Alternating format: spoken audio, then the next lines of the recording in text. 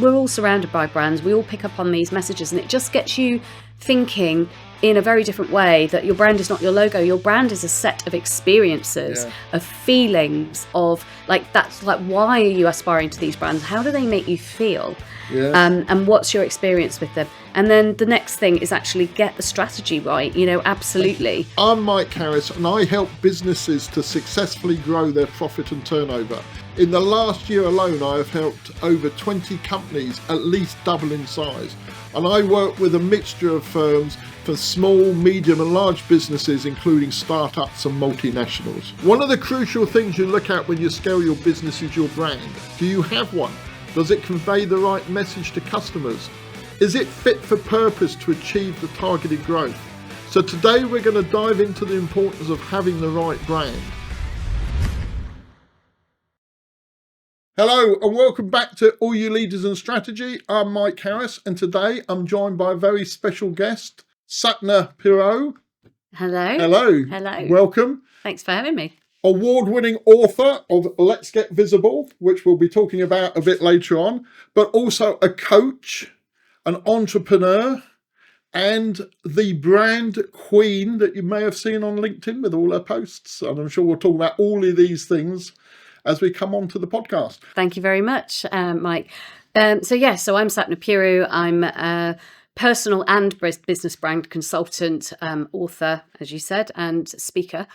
And I work generally with entrepreneurs, leaders, teams to help them stand out in their industry, articulate their value, and as my book says, supercharge their business growth. So I do that with my vision process. I've spent 30 years building big brands. The first 20 odd years were in media, working for some media giants such as EMAP and Chrysalis and the Telegraph.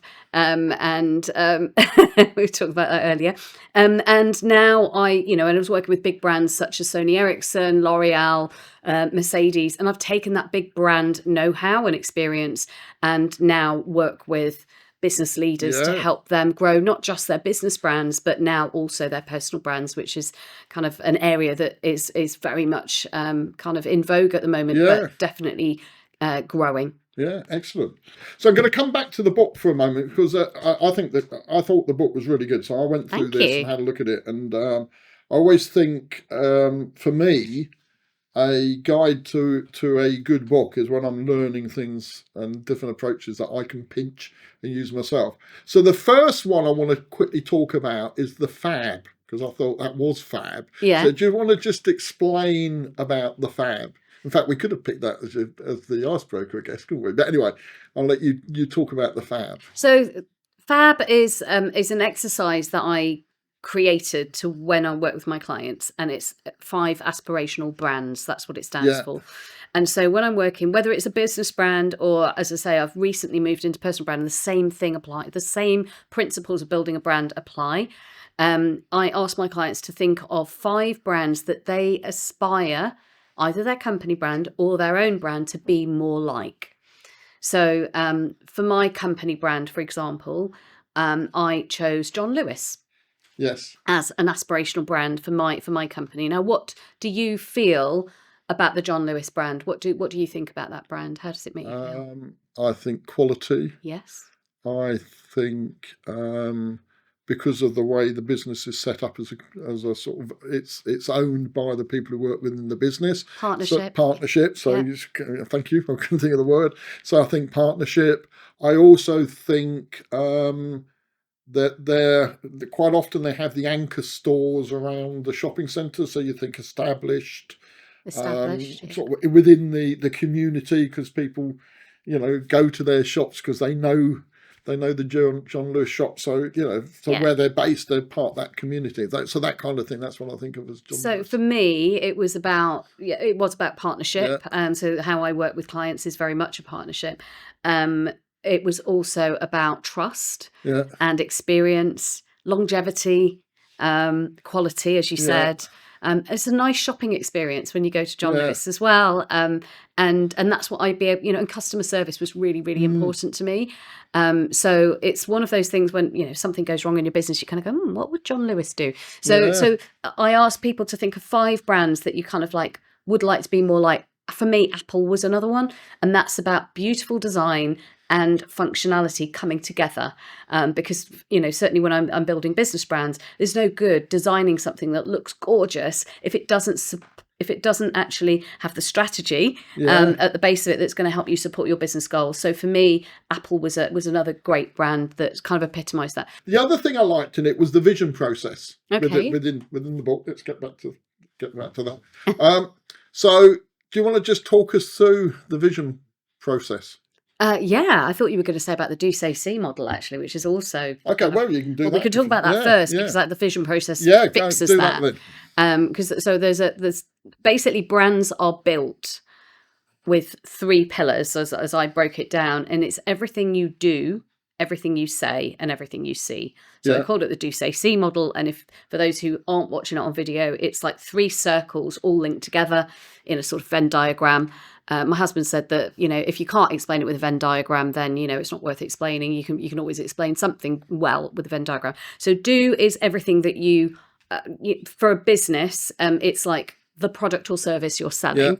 And when you're setting up a business, like, well, what are we going to be selling? What are the products? What are the services? How are we going to deliver it? What kind of team do we need? What are the nuts and bolts? What are the equipment? Do we need vans? Do we need an office space? Do we need laptops? Is it a one-to-many or a one-to-one service? Is it a physical service or a digital? So that's all the do. And then you look at say. Because it's like, well, you have to tell people about it. Because if you don't tell anyone, you haven't got business. If you're not communicating your message, and that will be through the written or the spoken voice. So the podcast here is a brilliant example of the spoken voice. But your LinkedIn post will be written. It will be the blurb on your website. It might be in your brochure. It might be a book you've written. So there's various different ways of getting your message out. It's also your elevator pitch, by the way, when you go into a room or again on a podcast. So say it like your say is like articulating your value. And then see, well, this is where certainly a lot of entrepreneurs fall over and a lot of business brands is where they kind of go, well, the C is like, I'll get a logo. I'll go on Fiverr and I'll get a logo but C is actually the first impression. So the first impression is everything that you see about the business, from when you land on their website to when you see their LinkedIn post to when somebody walks in the room who's working for your company.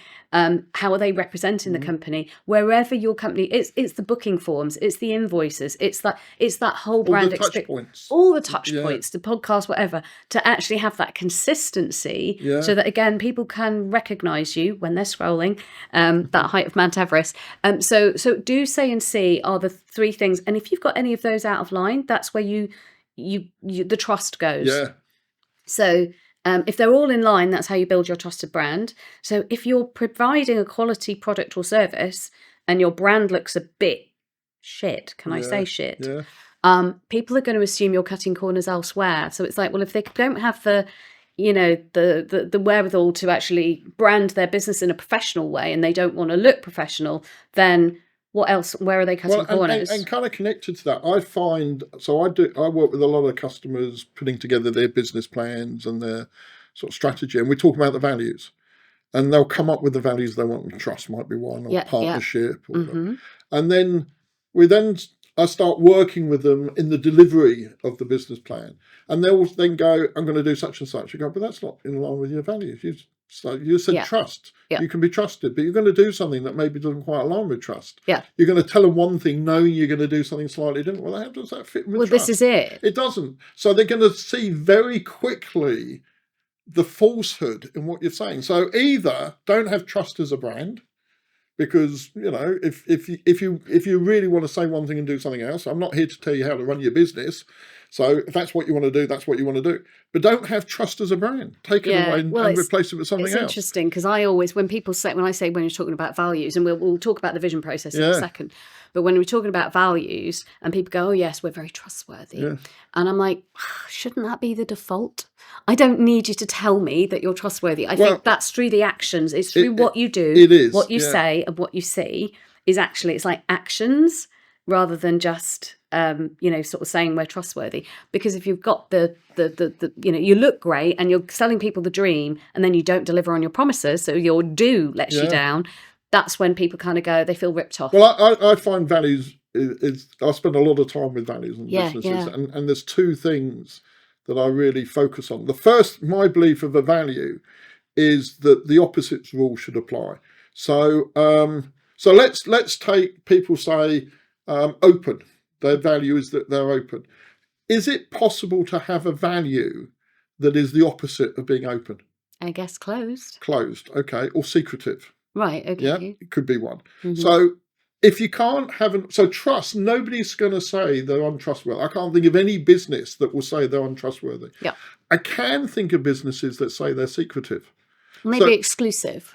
Well, the example I give is KFC. KFC make a big thing about they've got a secret ingredient that nobody uses. Oh, I see. So they're not open. They Coca-Cola. Coca-Cola, yeah. So they do have a value, if you like, that they uphold about secrecy and the importance of keeping something and we're not going to tell you what it is.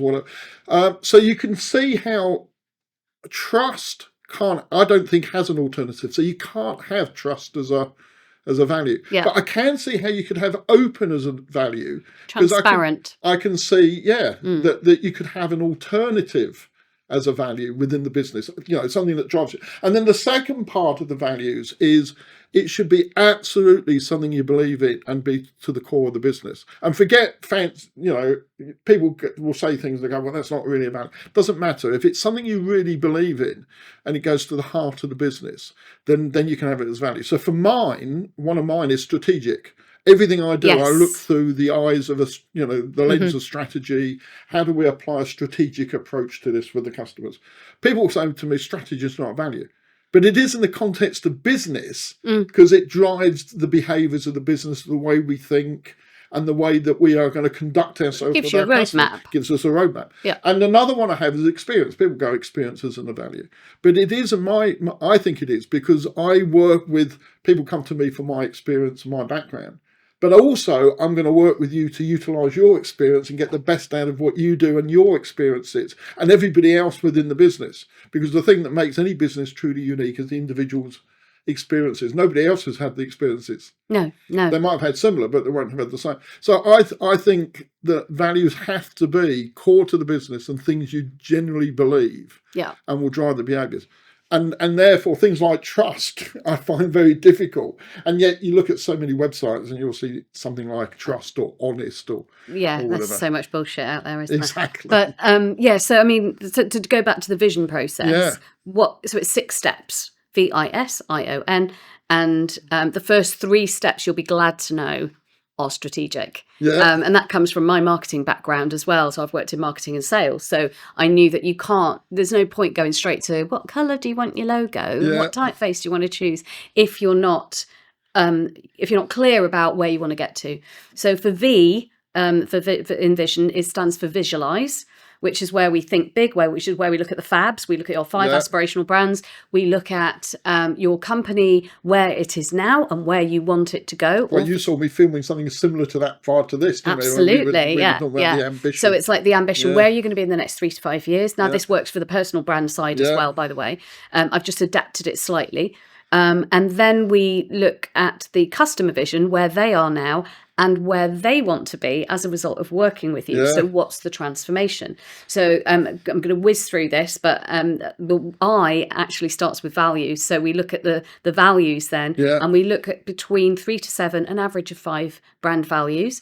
And I always define them as, these are values that your customers will value, because I always look at things through the customer lens. Yes. These are values your customer will value. So when you were talking about the secret recipe, I think that's more of a company value that they keep it. It may Whereas be. when we're building a brand, I always think of it from the customer's point of view. Although I would say that if you think of KFC, people will go and buy their chicken. Oh, they will, because of the ingredient that may. Well, they've made it a virtue. They've made it a virtue. Yeah, but it tastes great. There's no point it being you're right. secret if it tastes crap. Absolutely. So you generally go there because it's just finger licking good. It's actually what they're selling. Yeah, it is. Yeah. So that's the customer centric point of it, finger licking good, I would say. Yeah. And then you look at we've got your 5 values, and then we look at the the brand personality. So I always say to people, if a person had these set of values, what kind of personality would they have? Yes. Are they coming from an authoritative, or are they gentle and caring? Are they nurturing? Are they,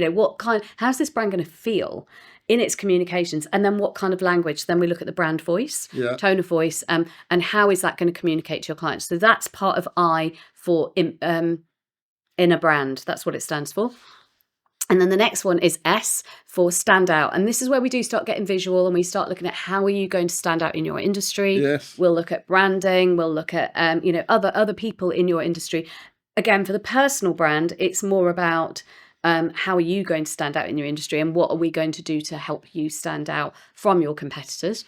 And then I is for image. So this is where we start designing, and we'll start pulling together, yes, the logos, the colours, the fonts, the imagery, the pattern, the colour, whatever that is going to start making you distinctive in your industry. Yeah. For the personal brand side, it's about how you show up, what your image is, and also is your branding conveying the kind of way that what does your brand look like across that? Which, I've just been through with the people on my personal brand program, and they were like, oh my gosh, they didn't realize that they weren't showing up consistently, potentially on various different platforms. So, and then the O is for output, which is where we kind of create brand guidelines and kind of fix problems that maybe before we go out to nurture, which is creating a plan of how we're going to roll this brand out, and consistency. Because consistency is what builds your brand. Turning up time and time again. Yeah, vision. That's N for nurture. I'm going to ask you a little bit about not working that you've set up. The not workers. The not workers, yeah. Do you want to... Yeah, well, this sort of ties into me doing things a little bit differently, I think. With my book and the vision process, it's so powerful that I can rebrand a business in a day. That's like, I do things that are a little bit disruptive.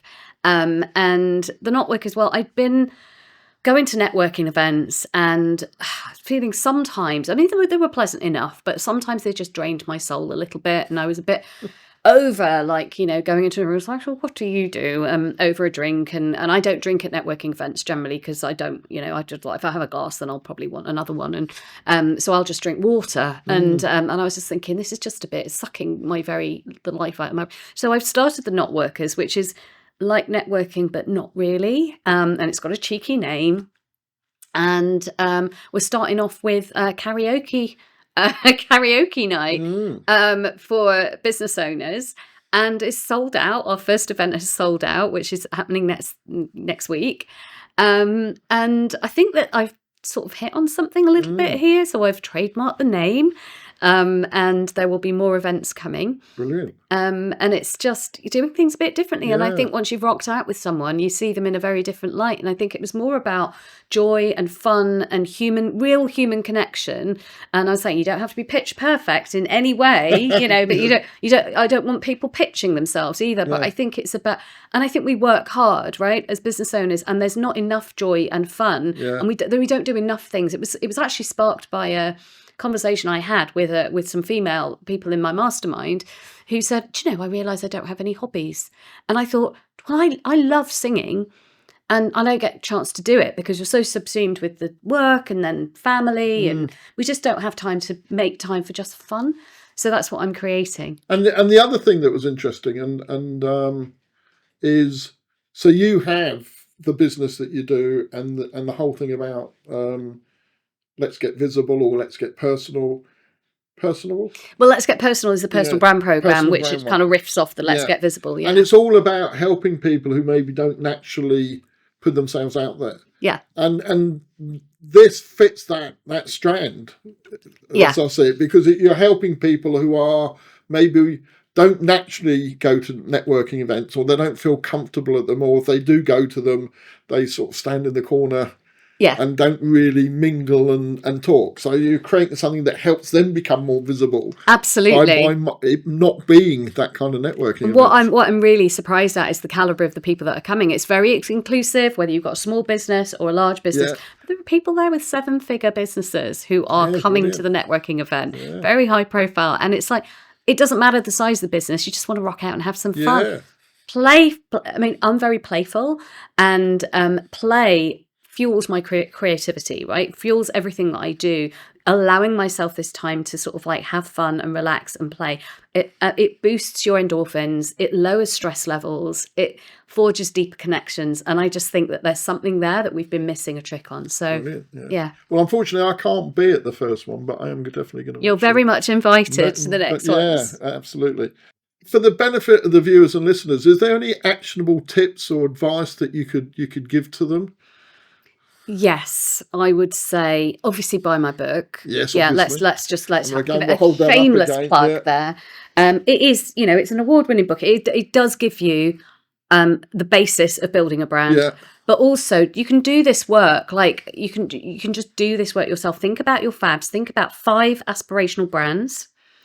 And think about why. And if you're a business, if you've got a business partner or, somebody else that is in the business, or even you've got a team, a marketing team, it's a really interesting exercise to do as to where do they think this company's going and what kind of company do they feel that this company's like. Because it'll come out like, you think I'm a little bit, I got from one of my team, you're a bit Verve Clicquot, like the company's like Verve Clicquot. And I was like, really? And they were like, it's fun and it's standout and you deserve it. It's like an affordable luxury and you deserve it. But it's a standout brand and that's what we create. So somebody said to me recently, and I'm still not sure if it was an insult or not, but he said, you're like Stella Artois, that you're reassuringly expensive. Yeah. And I thought, is he having a bit of a dig? I don't know, but anyway. Well, it's reassuring. I think that's fine. He didn't call your wife beater. No, that's what I thought was going to come. But no, I mean, it's. Yeah, do get your FABs because that'll give you real clarity. And people sometimes go, I'm not really a brand kind of person. But we're all surrounded by brands. We all pick up on these messages and it just gets you thinking in a very different way that your brand is not your logo. Your brand is a set of experiences, of feelings, of like, that's like, why are you aspiring to these brands? How do they make you feel? And what's your experience with them? And then the next thing is actually get the strategy right. Absolutely. Work with someone like Mike, who is going to be able to help you figure out where you are now, where you want to be in the next 3 to 5 years, because that's the information that I'll be asking you. And if you don't know that, then we can't move forward because I can't build the brand for your future self and your future business. Yeah. Okay. Is there any common challenges that you find that your customers are facing when they come to you looking at branding or personal branding? From a business brand point of view, they quite often they're established businesses, and they have maybe been going minimum of 3 to 5 years. Generally, that's the first touch point where they kind of go, the brand we had created for us when we started out is no longer representing who we are now, and it's not representing who we want to be in the future. It may be putting off they're having the feeling that they're putting off clients. They may be feeling embarrassed sending people to their website. They may be feeling embarrassed handing out their business card. They may be holding back on putting stuff out on LinkedIn or on other social channels because they don't have a brand they feel proud of that represents the company that they are. So that's one of the main pain points that and they feel directionless. They feel a little bit lost. It can zap their energy. It and what I find after I've worked with them is it revitalizes energy, not just for them, but for their team as well, in that they feel so excited to kind of get out there and get visible. Brilliant. I do actually, as I said earlier, I genuinely would recommend having a look at this. It certainly has got me thinking differently, and I'm sure it will get lots of other people thinking differently as well. So thank you for joining us. It's been really, so much really for good having fun. me, Mike. It's been a real pleasure. Good. So there you have it, today's podcast, and come back and join us for the next one. Not sure exactly what the subject will be yet, but it will be on something to do with leadership and strategy. I'll see you then.